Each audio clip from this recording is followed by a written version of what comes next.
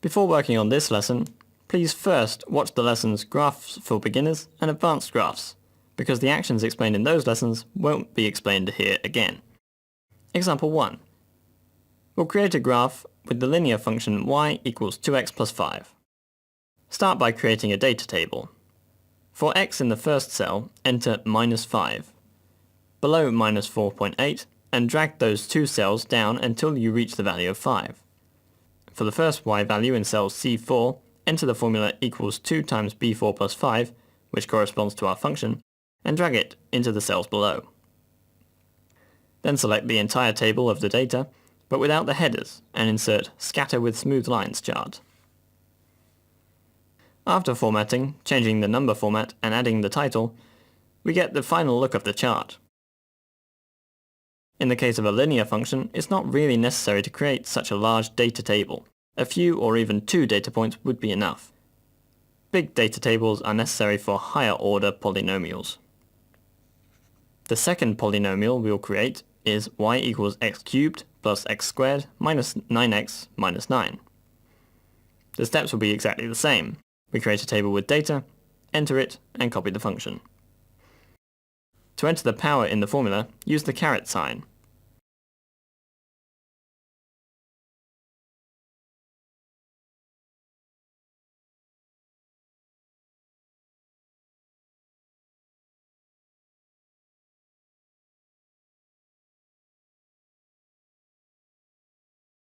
To enter powers into the title, select the number which is the power. Under the Home tab, click on the small arrow in the font group, then select Superscript.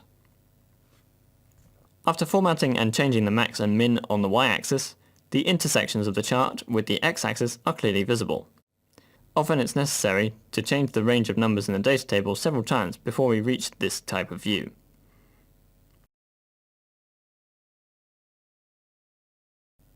If, for example, we use the numbers from minus 20 to 20 for x, the chart would not look right. Of course, if we know the solutions of the function, we can immediately choose the right range for x. Example 2. For most trigonomic functions, the most appropriate data range is the multiple of the pi value. The pi value can be obtained in Excel using the function with the same name.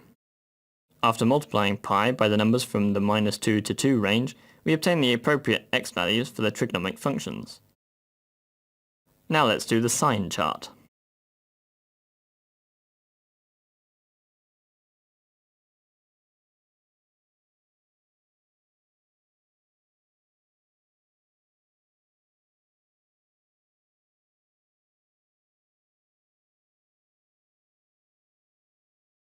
This is how other charts look after formatting and selecting the appropriate ranges.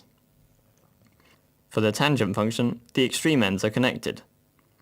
You can format this line so it looks like an asymptote, although it's actually part of the chart. The arcus sinus function as the x value takes the values of the sinus function. Example 3. In this example, we'll prepare a surface chart for a function with 2 variables. F of x, y equals cos of x plus sine of y. Let's begin with the preparation of the table with the data.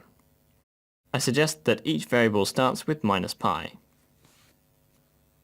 Every subsequent number will increase by 1/15 of pi, until we reach positive 1 and 2/15 pi. It might as well be a different interval. I chose this one because it shows the surface well. Next, introduce a function pattern using the variables x and y.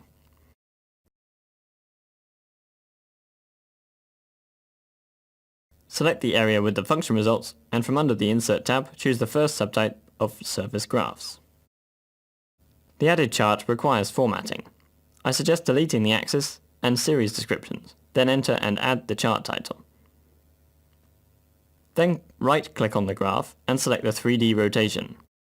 By changing the rotation parameters, we can take a good look at the created surface. The number of colors shown by Excel in the graph depends on the size and parameters selected on this card. After reduction, the same graph can be divided into fewer colors. We chose this position of the chart because this is the shape where it's best seen, and the exercise can be considered done. A printable version of the exercises list is available to download so that you can tick the examples you have completed. Hopefully this will motivate you to complete the whole course and pass the exam available at the end of the Advanced Excel course.